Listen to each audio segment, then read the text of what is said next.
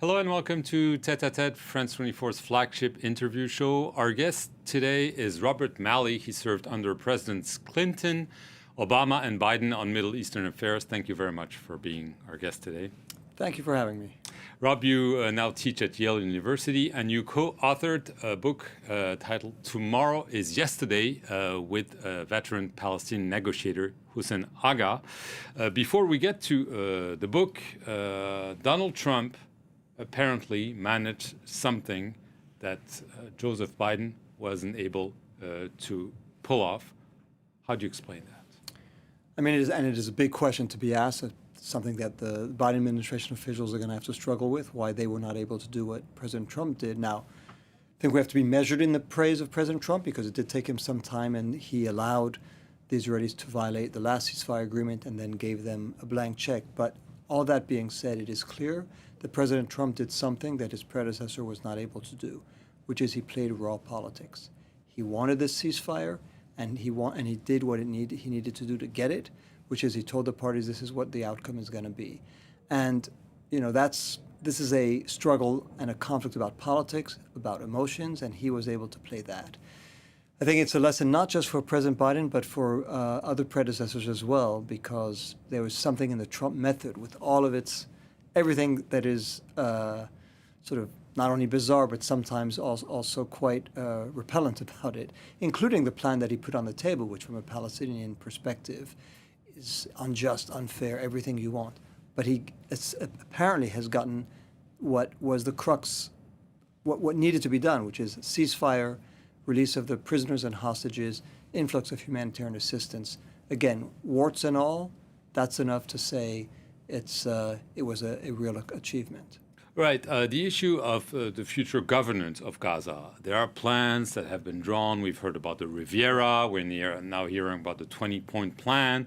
We're hearing about an international board of governance. Do you believe the Palestinians in Gaza, but also in the West Bank, will accept, again, a kind of foreign supervision of their lives? Listen, I think at this point of the 20-point plan that President Trump put on the table, the only points that really matter and the only points that we believe are going to be implemented are the ones I mentioned earlier. Again, the end of the onslaught, release of prisoners, hostages, humanitarian assistance, and some degree of Israeli withdrawal. All the rest is something that I think we're going to have to come back in weeks and months, perhaps years, to discuss, because neither Hamas nor Israel really wants to do all of them. Hamas doesn't want to disarm. Israel doesn't really want to see an international stabilization force, which will also be sort of a buffer between it and the Palestinians. It doesn't want to see the Palestinian Authority play any role.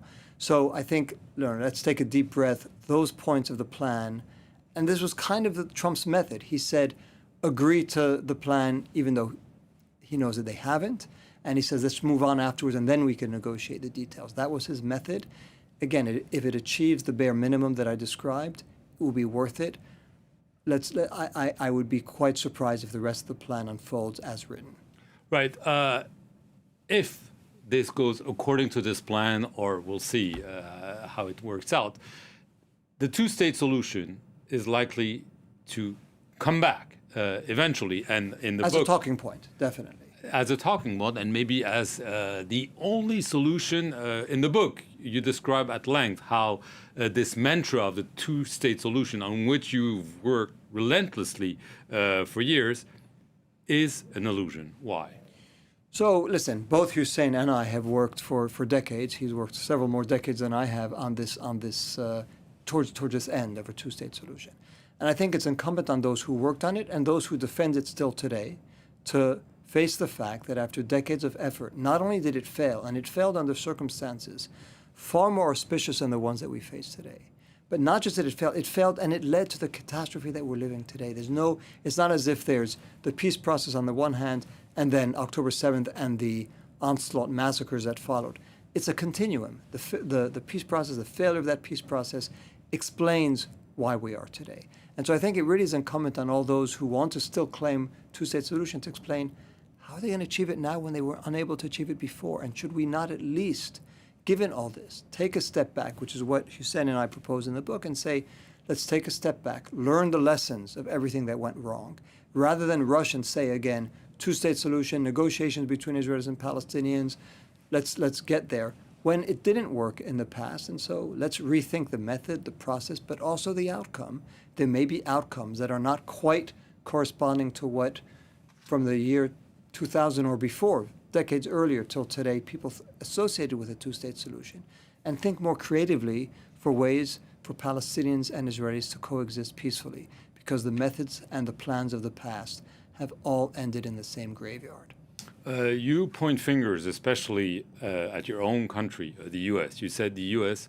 was not a neutral mediator, never was, and probably never will be. And this is probably one of the reasons why this two-state solution process was not going to work, because the U.S. always sided with Israel. So I put it this way. Listen, Israelis and Palestinians played their part. It may not have always been a nice part. It was often an ugly part, but they played their part. The U.S. claimed that it was aiming to resolve this conflict and was aiming to achieve a two-state solution. On its watch, and I was part of that watch for decades, not only did it not achieve this solution, all the indicators pointed in the wrong direction. Settlement expansion grew. The infrastructure of the West Bank was increasingly under Israeli control. The confidence between the two sides is now at the lowest level. So, clearly the U.S. has failed in what it claimed it was seeking, and the peace process under U.S. Dominion ended up serving as cover for the perpetuation and the worsening of the status quo. Those are the facts. And that's why, yes, we are tough on the U.S. because it was not only unable to achieve its goal, but it ended up perpetuating the illusion, the delusion that it was working towards a goal, when in fact, as I say, everything on the ground was moving in the opposite direction, and the United States did little to if anything, to stop that. So you say, yes, the U.S. was biased. It was biased in favor of the more powerful of the two parties, which is in and of itself a problem. I don't know that I would say that the U.S. could never play the role of an unbiased mediator.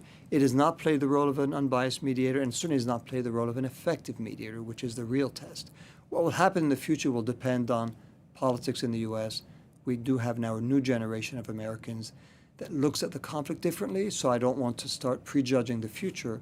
All I could do is say that up until now, the way the U.S. has played its role has not been a constructive one. Right. I mean, you go back at length on Camp David, because it's probably still seen as the time and place where things could have worked. And you also said, and I quote you both, eagerness for a deal outstripped appreciation for the past.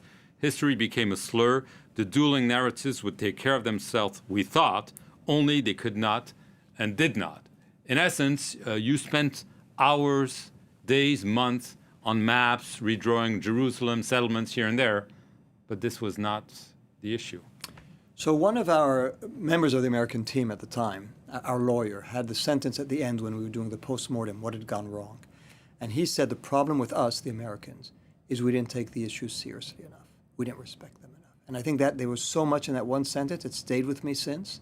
We thought, under President Clinton's leadership, in 2 weeks, we were going to resolve this issue that had so much emotion, so much history, so many yearnings, so much distrust, so much anger, simply by saying, here's the map, here's a division, we'll settle it. One day the Israelis were offering 90% of the West Bank, then it was 91, 92. It just, the numbers shifted without any connection to what was really at stake for the parties. The refugee issue, which was at the core of the Palestinian struggle, was going to be dealt with by saying, yes, let's call it the right of return, but in fact the Palestinians will just be going back to the West Bank, not to their homes anywhere else. The Israeli yearning for Eretz Israel, for all of Israel, was not paid attention to either. So there really was this sense that Americans could come in, and again, I was part of it, and just decide on a map and with a text to resolve an issue that was not what it was about. The issue, as we describe in the book, is a much deeper, emotional one, a historical one, where for both sides, the Israeli Zionist and Palestinian, the Palestinian National Movement, the two-state solution was not at the core of their struggle. Their struggle was about something much bigger, much wider, much broader, and outsiders came and said, here's the solution, and try to fit your aspirations and your yearnings and your fears in that technical solution. It didn't work. It doesn't mean it could never have worked. We're saying It didn't work because of the way it was done. As a conclusion, I mean, given the attitude on both sides, you see the Knesset voting overwhelmingly against Exactly. a Palestinian state. Hamas, on the other hand, although they may be weakened ideologically, they may have some influence on the Palestinians today. It seems nearly impossible that they would agree to have two states. So there needs to be maybe something else, a confederation, a federation. Some idea. And again, I hope that the people who are watching us will read the book, because we don't, Hussein and I, we say up front, we don't have a blueprint. We don't have a prescription. Number one, we're associated with the failures of the past. It would be presumptuous, the height of hubris, for us to say, now we know the answer. So we don't know the answer. We know we've learned a lot from what didn't work in the past. But we would like the readers we propose, or at least we offer some ideas, as you say, different forms of sovereignty, much more fluid forms of sovereignty, confederation, federation, where you could find a way to fit the narratives of both sides, which is much harder to do in a rigid partition between two states.